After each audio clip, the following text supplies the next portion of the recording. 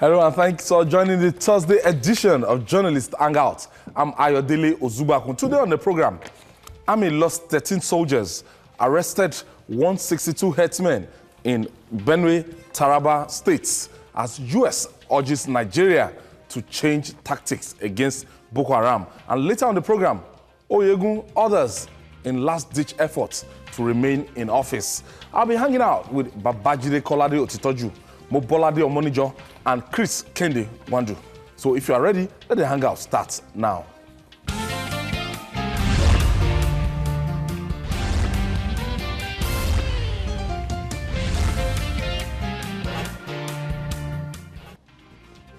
Thank you for joining us. The fight against terrorism in the Northeast is still in full swing, though the debates about whether Boko Haram has been totally or technically defeated is still hot. Even if the Chief of Army Staff, Lieutenant General Tukur Buratai, has insisted that the dreaded group has lost capacity, Nigerians know that the federal government has released $1 billion to decimate the supposedly defeated enemy. They know that women are being widowed, children orphaned, and men emasculated in villages and towns in the Northeast. Recently, the United States recommended a change in tactics in order to overcome the evolving guerrilla threats. Sadly, the army has its plate full of rampaging herdsmen in the North Central, while prosecuting Operation Cat Race in Benue and Taraba states. The army claims to have lost 13 soldiers and arrested 162 herdsmen, just as arms and ammunition were also recovered. Is Nigeria not at war with itself, Mobolade? Yes, a lot is wrong with the country at the moment, a whole lot. We must credit the government for some of the gains they've recorded. But when you spread yourself so thin, so many people expect so much from the armed forces, and you spread them almost all through 32 of the 36 states of the country. So it's not particularly easy for them. They are spread thin. They are tacticians, they are the fighting force everywhere at the same time.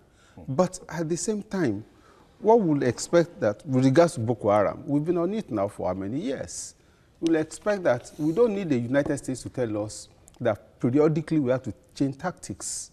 Even as the men of Boko Haram themselves will be changing their tactics. They have not much to lose. They have already put their lives in line. They are guerrilla fighters. America had its own experience from Vietnam, and they know they had their fingers burnt. So when you are fighting insurgents like this, it's a terrible fight. And from time to time, you need people in the head office who will be thinking for the forces on ground. But it appears that we are using conventional tactics to combat unconventional warriors. That is giving us a lot of problems. There will periodically be setbacks. We've been winning some wars. We've recovered territories. The boys are doing well, but there are a number of things that still need to be done as time goes by. We need, for example, to partner with the people continuously, get the people to become to always give us intelligence that they may be able to move on. But from time to time, we need actually to sit back and see what to do. And again, we have an army that does the job of both the armed forces and that of the police at the same time. It's not easy. It's as if we don't have a police in most of the cases. So you trap the military all the time, the army, the armed forces everywhere, in Benue, in Taraba, in Nasarawa now, everywhere, in Zamfara, everywhere you say, bring the military, and yet they're also bogged down in the Northeast, and yet we are drafting them here and there all the time. Chris, when you look at this, do we need help? Do we need that's a multi-dollar, multi-million naira to quell this? Because right now, as the military guys, the armed forces, they are battling tooth and nail to make sure they keep the Northeast, you know, at peace. Yes. Now, what do we now make of marauding herdsmen in Nasarawa, odd places, Zamfara? You know, what's the name of the Taraba? Taraba, Benue and the likes. I personally, I don't think for now, yes, we need help, but what kind of help is what we ask. What we need, I believe, is training in terms of intelligent gathering and also in the areas of using conventional means of gathering information and the likes. But in terms of personnel, I don't think we do, because we are not at war with any other external forces. We are at war with ourselves. Supposing there are some countries that engage in, it's not like the United States, for example. The United States is fighting in Syria, is fighting practically all parts of the world and the rest of them. And what we have now, as you rightly mentioned, is something that is unconventional. Okay? And that is why I think that we should be more tact. We cannot use conventional means to fight unconventional wars. It's not possible. This is not a war where you, normally the soldiers are trained in one-on-one confrontations. That's what they do. One-on-one combat. Okay, oh, these other soldiers, just like when we had the Biafran war, there's Nigerian soldiers, there are Biafran, you know where they are, you go there, meet them. But these are guys that just target soft targets, come there, kidnap people, kill people, and disappear into the bush at times. Okay, so, which is why the United States on itself said there is the need for the Nigerian army to change tactics. The way we are going about it is not the right way, that we can do more. And just recently, although I might not totally agree with what says, but the Senate came out to say that the chief, the various... I wanted to ask Babajide that in changing tactics, Babajide, because you can't be doing the same thing over and over again, and you want to get, you always get the same result. Exactly, the same result. So, if it took up Burate from 2015, and the service chiefs since last year, they've had their tenure extended by Mr. President, and we are not getting results in terms of commiserate this thing. So people are saying that if the American government, they're asking for change of tactics, I believe these people there, they might not have the capacity for that change of tactics. Maybe if a new person, you can see the theater of war now, in Maiduguri, they change the commanders periodically, and there's a new man there doing exceptionally well. So it will bring fresh idea, fresh vigor. So why can that happen to the service chiefs? No, I think that ideally, by now, the president ought to have changed the service chiefs, promote maybe one of them to the position of chief of defense staff. But he has not done that. And this is a president who finds it difficult to make appointments. So when it was suggested at that time, I knew that the president would not do anything. So, but the truth is, we need fresh ideas to prosecute the war against terror. You can hear what the governor of Borno State said, that the best GOC that they've had, the best commander of Operation Lafia Adole that they've had, is the man who is there now. You know, nobody gave him a chance. And the Borno governor said, we've used people from this part of the country, but here is a man from the east who has done better than the people before him. That the gains that he made within a short time, the people before him didn't make those gains. And he said it publicly at an event where we had soldiers and other people. As the sense of... Yes, some people were grumbling. But you see, he had to say the truth. Sometimes when you bring in a new person, he comes with fresh ideas that will reinvigorate the entire war setup. And you see that there will be renewed vigor. The people will be galvanized. I mean, the fighters will be galvanized, and they will begin to work harder than before. Even when Burate came in, we saw changes. Because, look, it brought discipline. It brought discipline that was not there. Our soldiers used to run away from battle. They used to run away from battle.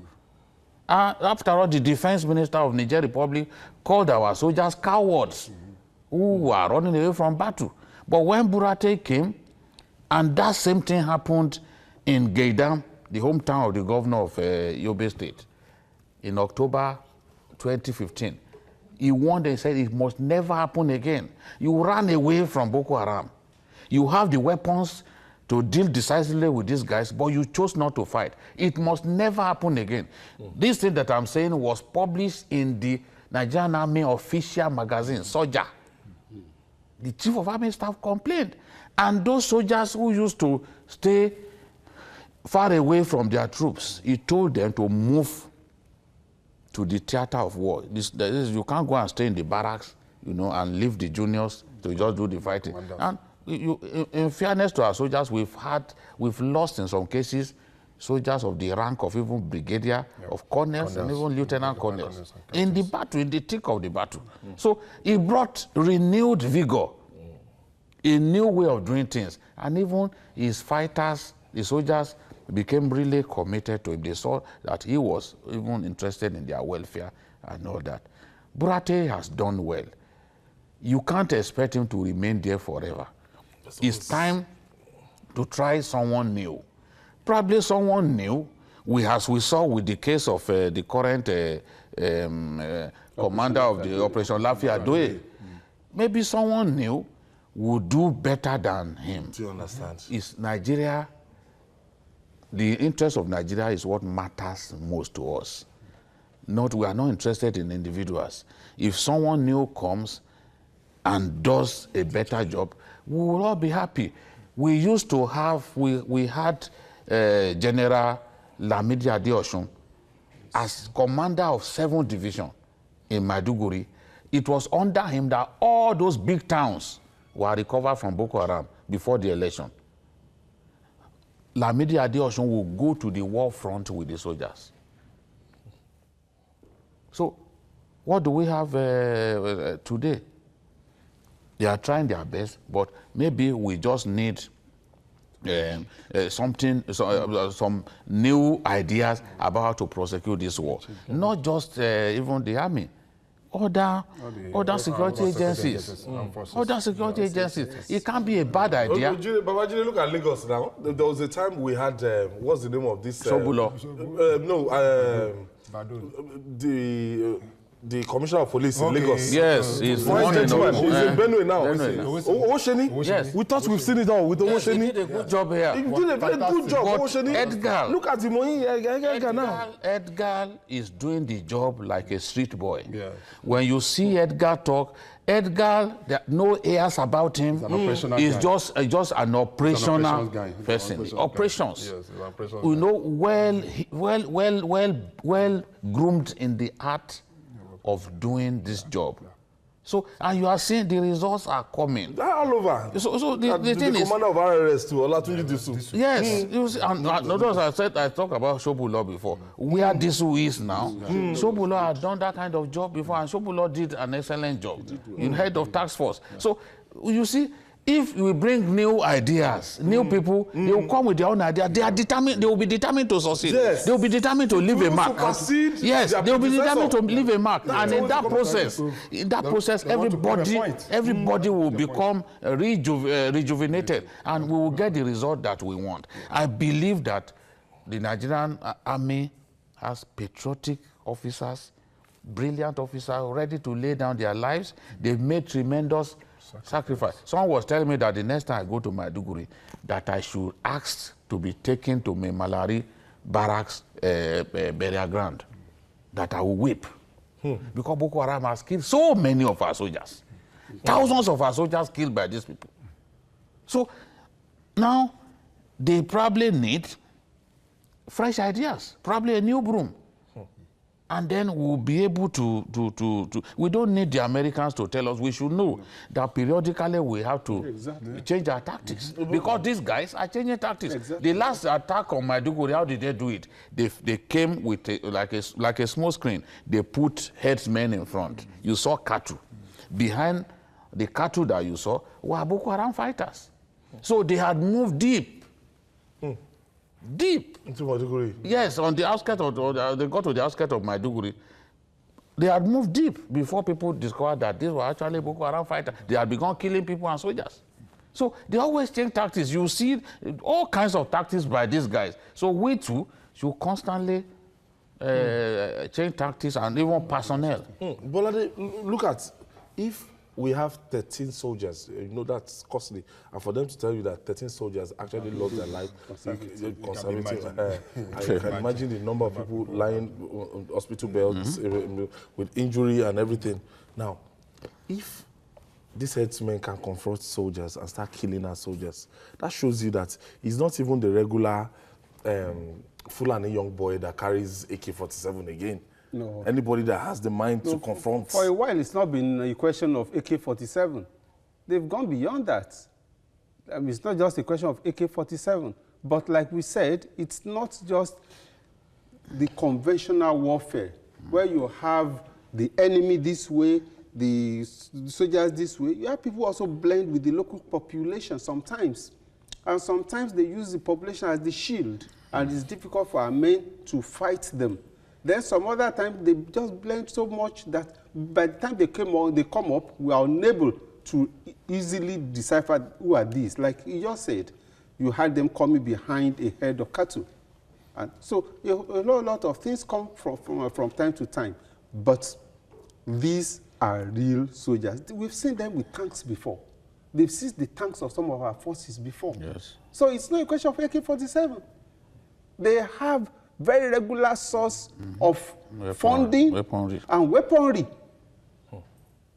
The IS has also claimed that a faction of them is at least aligned to them. So it's not just a local thing. Yes. It's a very serious In fact, a matter. friend of mine who is an Air Force officer, you know, because he knows that I follow their regular bombing of these guys. Every night, the Air Force surveillance aircraft is monitoring the Sambisa area. Every night, the reconnaissance plane, monitoring, and when they are monitoring, if they see movement, they send for the fighters, for the fighter jets to come and take out such targets. So he said, Jide, the way we are killing these people, and they are never ending, that it seems that there is serious backing from forces that we do not know. No, weapon, replenishing their weapon stock. And even every time every time they see a gun truck, they will send maybe our F1 jet or the Alpha will come out, take it out. But you are back in that same area. Look, those places that I went to with them, when I went to Sambisa, those areas where we saw people planting and all that, those places that they bombed, I've read accounts by the Air Force indicating that they had to go back there to still bomb people. So you tell yourself, when are we going to finish bombing these people? Around the clock, the Air Force spends about 430 million every month on buying fuel, aviation fuel, for the Air Force. And every month, 436 million. Yet these guys remain. Yeah, the problem. Let me quickly take Johnson from Lagos. I'll come to you. Thank you for joining us, Johnson. Hello, good evening, sir. How are you? Good evening, Johnson. Thank you. Good evening, Baba Jide and the rest of the Good evening. Good evening.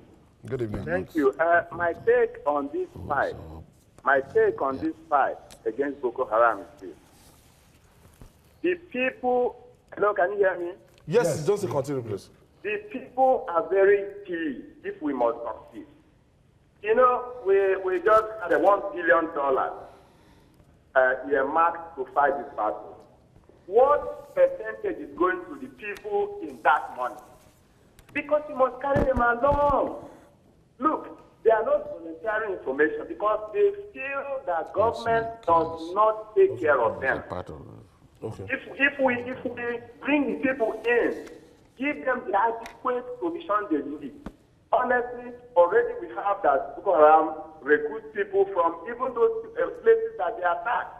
So if we have the people carried along, give them necessary care it is there. Because now you have rightly said that it's not a conventional warfare. So what I'm saying now is unconventional. You can't use the woman and buy equipment and expect to win. The people must have a stake in that money. Carry them along. Provide for them. Show them that you care for them more than Boko Haram. Honestly, they will all come out to fight on the side of government. Right now, the people are on the side of Boko Haram. That's the truth. And that's why the occasional outbursts from leaders of those areas. You know, these are things that because they have they don't want to be killed. Of course. Thank you. Now, I think the bottom line is that what he is saying, because Jide was saying something, the more you kill them, the more they recalibrate, getting weapons, and in terms of manpower, if you know the number of commanders that Boko Haram they've claimed to have killed, I think by now Boko Haram would have been depleted. Yes. Now, that means something is happening. These people are getting sympathy, they're getting recruits. I was told that there are some areas that you get to in Nigeria, you won't feel the presence of the federal government of Nigeria or any form of government. They are just on their own. These kind of people are like prey to Boko Haram. It's very, very, very, very true. And funny enough, I just came back from a trip to, you know that I just came back from a trip to Kogi State, a place called Ofuloko in Kogi State, where practically there is no government presence. No light, no roads, no form of... And funny enough, to be very, very funny, that this place is just less than 20 minutes from Ida, one of the largest cities in Kogi State. Okay? Action is an ambassador of Action Aid. I was taken there to say, I couldn't believe it, what I saw. The youth had nothing doing. They were just lazing around and the rest of them. So what the organization is doing is that what they did was to try to bring some palliative measures to bring, at least to keep the youth engaged. Those are time bombs. I went to Bauchi, you are aware I went to Bauchi some time ago. I went to Bauchi, I went to Gombe. And I saw the number of Amajaris on the streets, where children were fighting over 10 naira bread. It was unbelievable. So if Boko Haram comes around and say, okay, can provide those people with just 5,000 naira, they will join in. No, even in Madagali, you know, Boko Haram was giving people loans. That is it. Boko Haram. Yes. They were giving them loans. Come and join them. You know, I said this on air. It sounded like an unbelievable thing. About 4 weeks later, the Nigerian army confirmed that in Madagali area of Adamawa State, that Boko Haram was giving people loans. The army now warned parents to tell their children not to move near these people. Now, when you cannot pay, they conscript you. They conscript. So that is then even within quote when and they give you loans, because we can't have access to government. Then I can also tell you for free that even within the rank and files of our own military men, if their welfare are not taken care of, there is a tendency for some of them to be lured. Yes. And that's a fact. Yes. To give we said we are giving. You know, the last time we discussed this, that was the day the fund was to be released, 1 billion. And I said, getting is not just releasing 1 billion to secure equipment and the rest of it. What of the personnel that are going to man these things? Are they well taken care of? 15 or 13 have been killed. Is their family being taken care of? Rest assured that this if we want to more know, than that. Yes. See, when you go to a major army barracks, you know, after a while they let once the soldiers died, the family have to leave the barracks. Go and talk to victims, widows, those that Boko Haram had turned them to widows. The story from those women will make you cry. I know a number of my friends. Because shortly after they are dead, we just give up on them. This is talking. I know a number of my friends on Facebook that are military guys, and they ask me on a daily basis, please, we need Babajide's number. Babajide's number that I've refused to give them. But I know that a lot of people, they want to pass on information of what is happening. What is happening. They will tell you. On a daily basis. Yes. Remember when we put soldiers, we sent soldiers to Sambisa, and they lost 2 tires. And we refused to send the replacement. And they were stuck in Sambisa, where the enemy can easily encircle them and kill them. All right, still to come, Oyegun orders make last-ditch efforts to remain in office? We'll tell you after this break. Please stay with us. It's still Journalist Hangout. We'll be right back.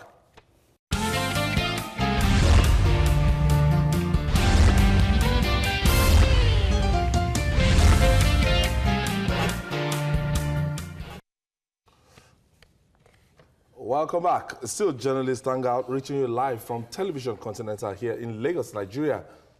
A little over a week ago, it was anybody's guess what his political future might be. But today, the national chairman of the All Progressive Congress, John Oyegun, is back at it again. He wants to remain in office despite divisions within the party.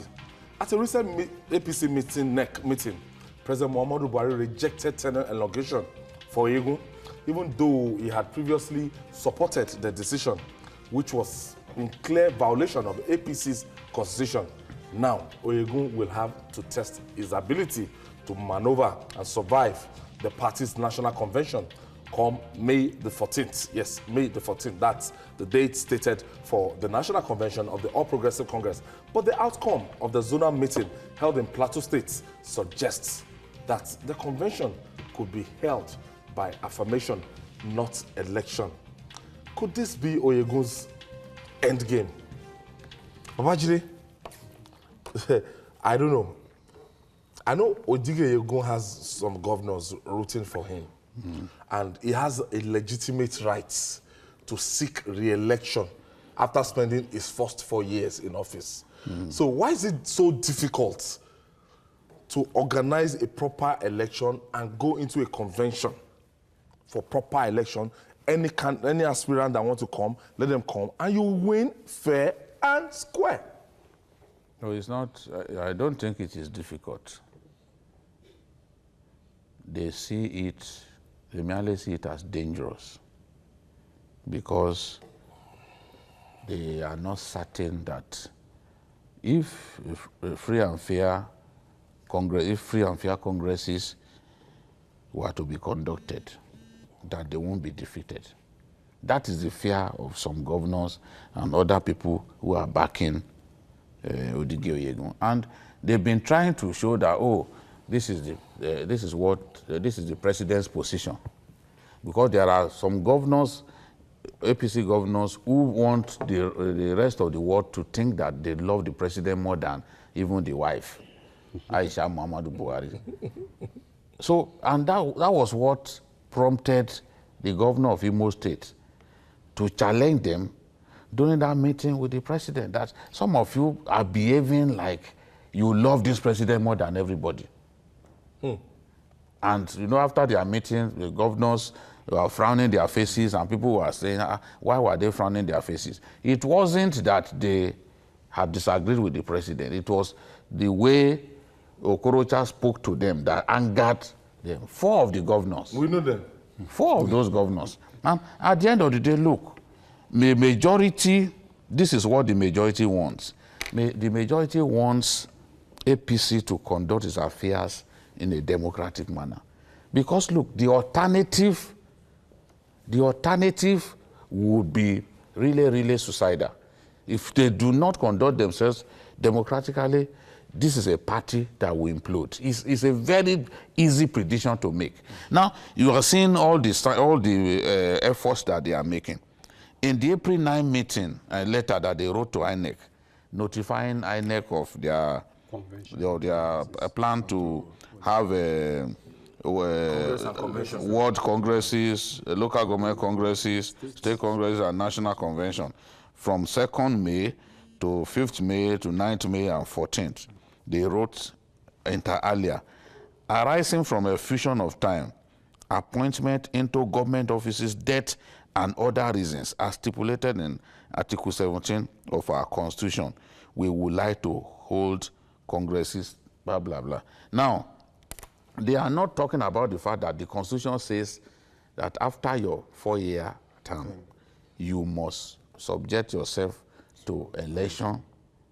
They are now saying that arising from death, which means they do not want to make all of those positions vacant for election. Now, someone like the former this day man who is the PR, Bolaji Abdullahi. Bolaji Abdullahi replaced Lai Mohammed. But his position, like other positions, should be vacant at this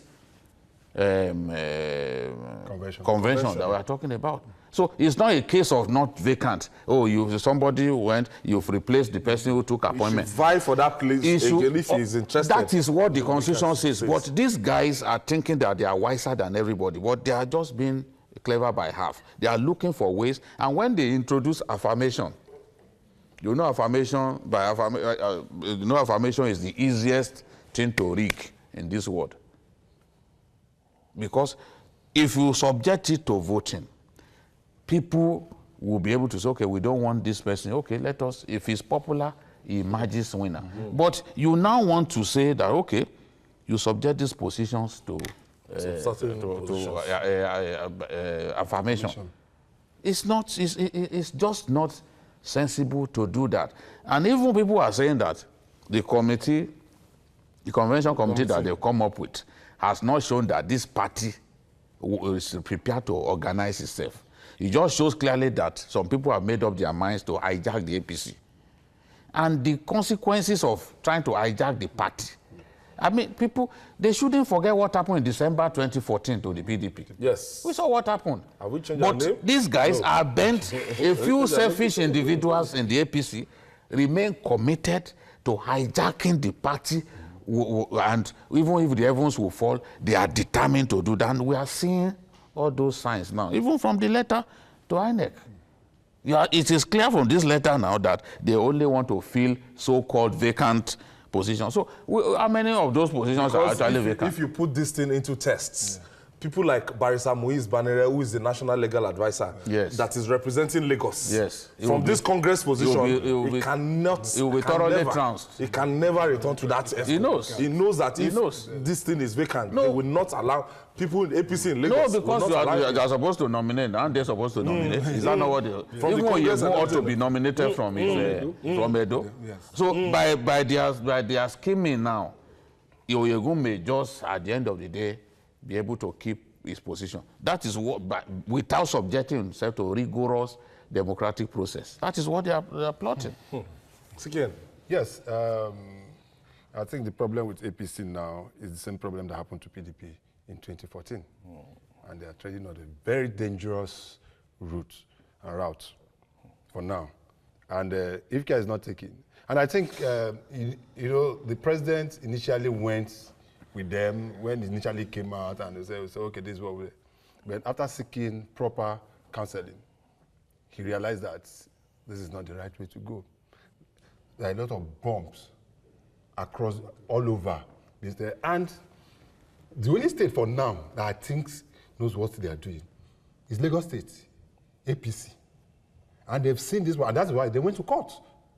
Telling you that if this happens like this, there is tendency for this to happen. Anybody can capitalize, if they don't do the right thing, anybody can capitalize on that. And even the nomination of Buhari as a presidential candidate of APC can be affected. Yes. Yes. That's why the Baba Bemangoro said APC could end up being expected. Yes. APC, the way they are going about APC, yes. They may end up not having a candidate, even when Buhari is the president of Nigeria, and their candidate. So that's a very dangerous. I don't know why you should take them. Oyegun, there was somebody before Oyegun. I personally thought that Baba Konde was doing a fantastic job. You understand what I mean? I don't think, is this stay up to 4 years? Because he was just how many, he was an interim chairman. Yes, so I was expecting, I personally thought I was expecting him to have even become the rich chairman after the second Oyegun wasn't even the picture. He came in and the likes were the people that were being positioned to take over those positions. So Oyegun just was more like a consensus. So and what are they afraid of? If you think you are popular, why is it that you don't want to go into a convention? Yeah. So that is the problem. So that's the question I want to ask. So if you think you are popular, so why? Why this last minute maneuvering? Well, if you have not done well, you'll be afraid even of your shadows. I don't think the Oyegun leadership has done well for the party. all the divisions in the party in the various states, what has the party leader himself been able to do? I mean, the chairman of the party, what has he been able to do? Even when the president realized the need to bring somebody from outside that closure to go in and reconcile, the leadership of the party, the executive, tried to stand in the way. Yes. Sabotage. That's a problem. That's what they are doing. That shows that they know that they've not done well, and that if they subject themselves to real democratic principles and procedures, they'll probably lose. But then I don't think they will have a choice. The law is very clear. It's very clear. You've just cited Article 17, Article 13 is there. Even the Constitution of Nigeria, Section 223, tells us there must be periodic elections. It doesn't tell us of periodic affirmation. So you can't bring it up. And in these days and age, the eyes are not closed. Yes. If you try anything, Somebody might go to court. No, might. Somebody will go to People are already waiting. Go to court. And it's too close for comfort. If the convention is May, if you are and fighting primary is yourself, October. how do you think you get anywhere? It is unfortunate that one of the bane of our democracy in this country, mainly the root of it has been eternal democracy in the political parties. Some people transform themselves into powers and principalities that want to do everything within the party. When we say it goes this way, even when it is contrary to the law, when it is contrary to democratic norms, they want to go ahead with it. And when it goes that way, you just lead to an implosion. And then the country itself is affected. Okay, I have this call from Abuja. Oliver is calling us from Abuja. Thank you for joining us, Oliver. Hello, good day, sir. Good evening. Please, I would like to talk on the first topic. Okay, please go ahead, Oliver. My view there is that there is no political will of this government to end the Boko Haram.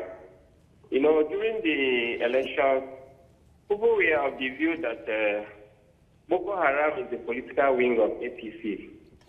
And some anti-Buhari campaigners, some neutral ones actually, all the consolation they were expecting from this government was that as soon as this government takes over, the issue of Boko Haram will be over. They have actually captured what they were looking for. But all of us are just surprised that even as Buhari took over, the first month that Buhari took over, more people were killed by Boko Haram than Boko Haram killed during the previous administration. It was as if Boko Haram was just rekindled, because before the past administration went off, it almost ended up Boko Haram by close to 90 or 95%. But as soon as this government took over, Boko Haram seems like to have just resurfaced. And on the asking of the Americans that the Nigerian army should change their tactics, I believe that Boko Haram itself has changed their tactics, because the fears of the anti-Buhari people was that the Buhari would take over, terrorism will be operating from the presidency. Now that seems to be happening, especially as Boko Haram has actually changed their tactics. Thank you. They are operating in Thank you, Oliver, for your submission. Babajide, going back, Nigerians and terrorists, going back to this APC thing, I didn't even expect that the convention would be as close as May 14th. So that time, we have to go through all their congresses that we now terminate at the national convention. I doubt if they have enough time to pull this through. I'm telling you. Just wondering how they intend to do this. When you look at even petition after the Congress, they set dates for Congress petition and everything. When you want to look at the situation this political party has found itself, and October, they're meant to have another convention, presidential primaries, come October. Now, looking at this situation, do you see the Oyegun leadership transiting this party to the next level, as in to be able to, supervise over this presidential primaries and a very turbulent season that we're getting through? No, the truth is, what they tried to do illegally the other day, they are still bent on doing it. They gave everyone automatic extension. And people said, no, you can't do that. And the president said, see, everyone in the party has a legitimate right to aspire to those positions. But if we just give people extended tenure, they will not. You will have stopped them from exercising their right to aspire to those positions. Affirmation can now they are trying to do that through the instrumentality of affirmation. You know, because that's what they decided at the North Central caucus meeting of the party, presided over by Simon Lalong. Simon Lalong, the governor of Plateau State, has been the arrowhead of this desire to keep Oyegun in that position, come what may. Remember, he's been the arrowhead of it, and you can understand why Oyegun made him chairman of that committee the other day. I'm sure he might be a member of the convention committee, sir. So I saw some governors. He might be a member. So the truth is, in at least between 10 to 11 states, there is crisis in the APC. Absolutely. And people are not happy. Before the former governor of Adamawa State came out forcefully to talk the way he talked that day, you know that he had been pushed to the wall. These are the people who made victory to happen. In fact, the current governor used the structures to become governor of the state. Defeated Atiku's candidate twice in the primaries. Now they've been effectively sidelined.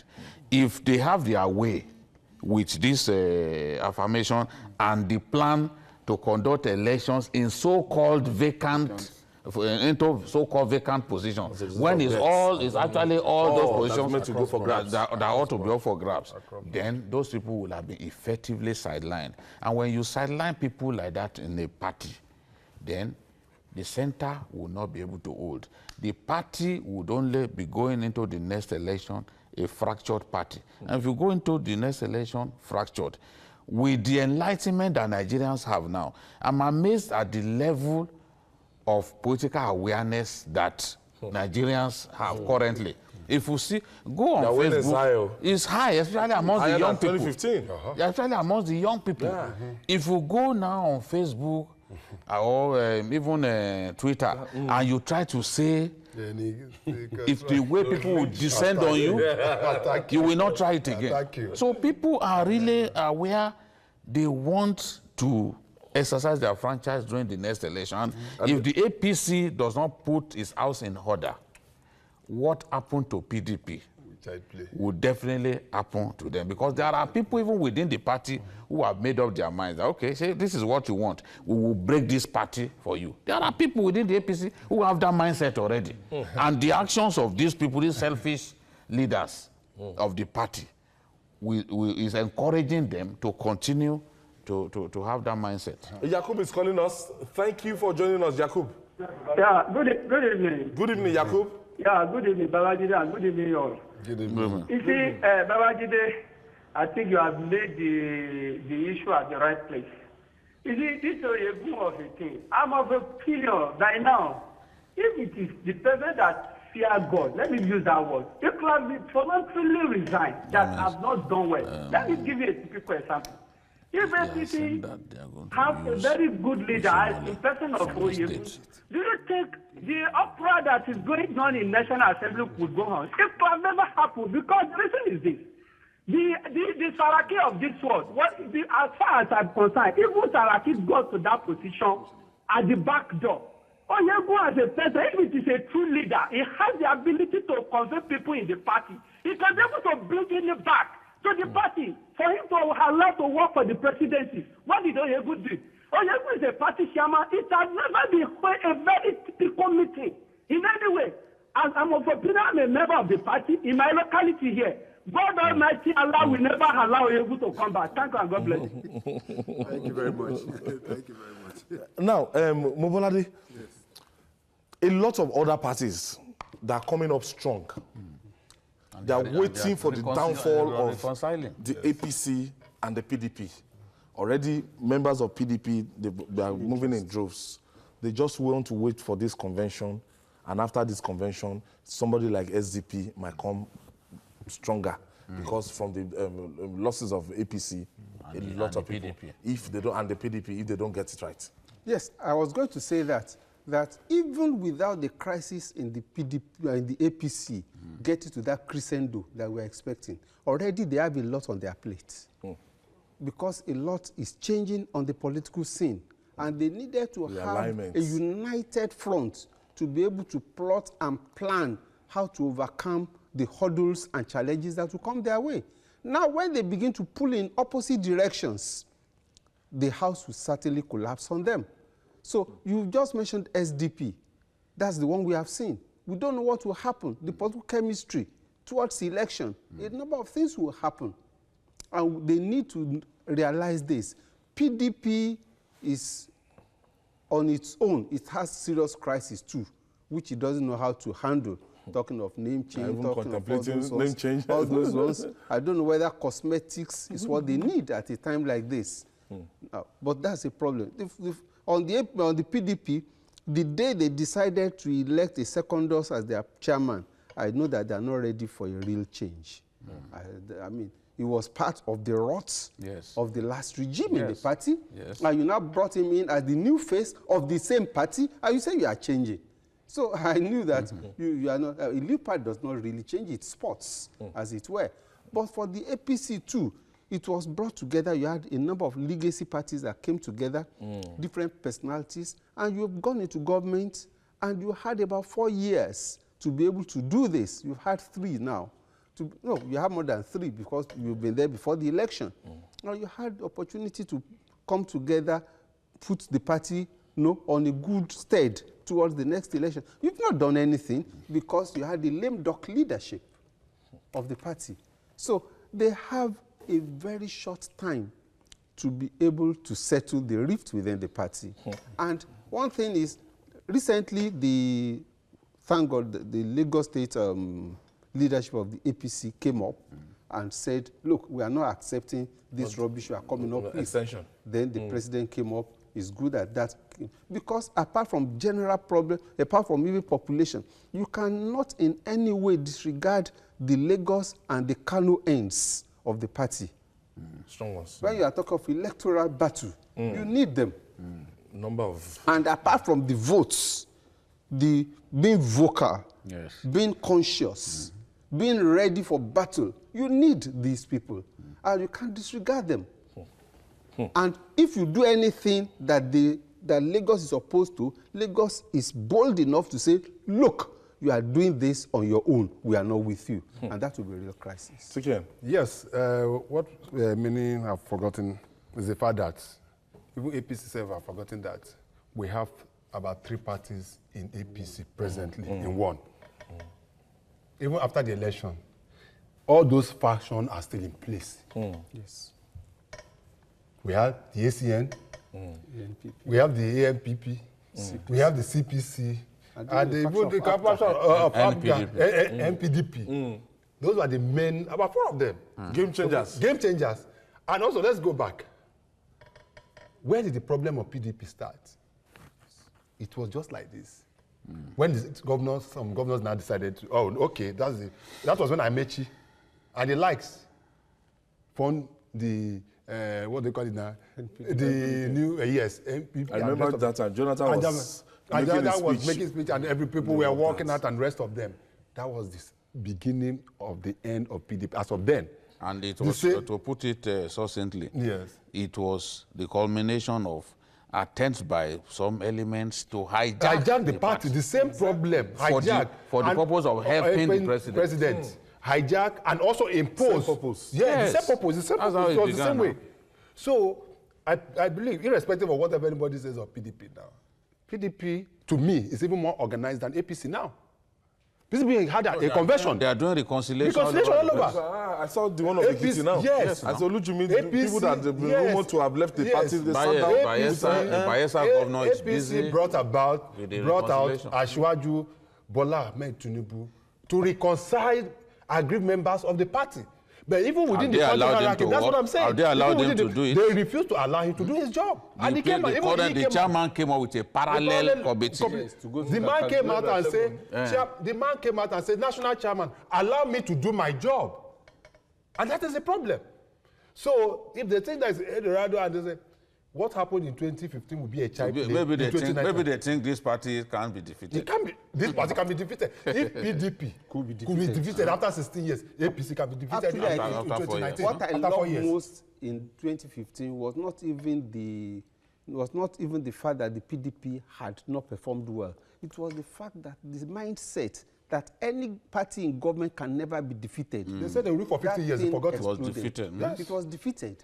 That shows that what is in the ceiling for the yearly, for the senior wife, is available also for this junior one. If it happens to PDP, it could as well happen to the APC. Another party.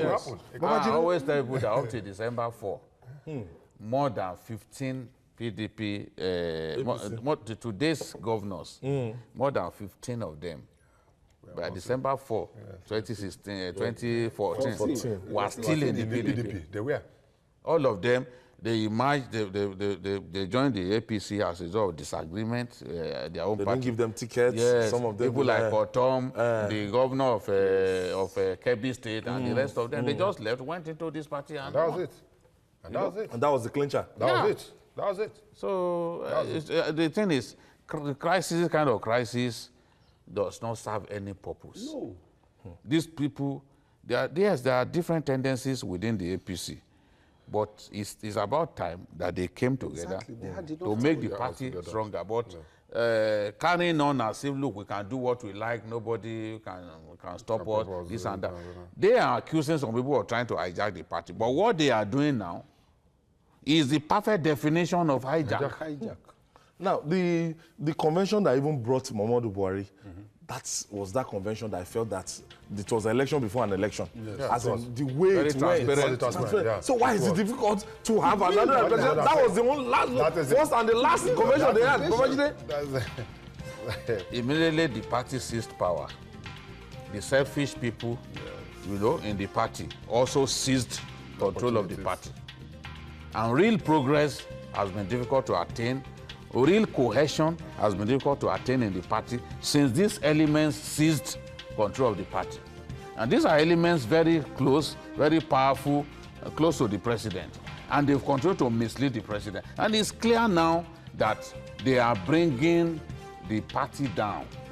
If care is not taken, the party will collapse on their heads, and ultimate shame will be their lot. The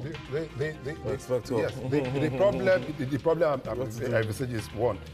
The same thing, if it doesn't take the same thing that happened during the election of the National Assembly. Remember what happened? Key presiding officers will also happen again. And that's it. I think Nigerians should get more interested in what happens to our country. Politics is too important to be left to politicians only. Hello. Okay, on that note, I want to thank you, Kolade-Otitjo. Thank you for being part of today's edition of Journalist Hangout. And Chris Kendi, thank you. Thank you. And your shirt is reading, do you have your PVC? Yes. Please go and get yours. Your PVC. Yes. And the maestro himself, Kolade-Otitjo, thank you for putting this together in a very short time. And that's it on Journalist Hangout today. Join us tomorrow for another interesting episode of the program. You can watch the repeat broadcast tonight at 11. You can also watch Journalist Hangout on our platforms showing on the screen. Catch us live on YouTube, youtube.com/TVC News Nigeria. Our feedback channel is Journalist Hangout at tvcnews.tv. I am Ayodele Uzubakun. Bye for now, and God bless Nigeria.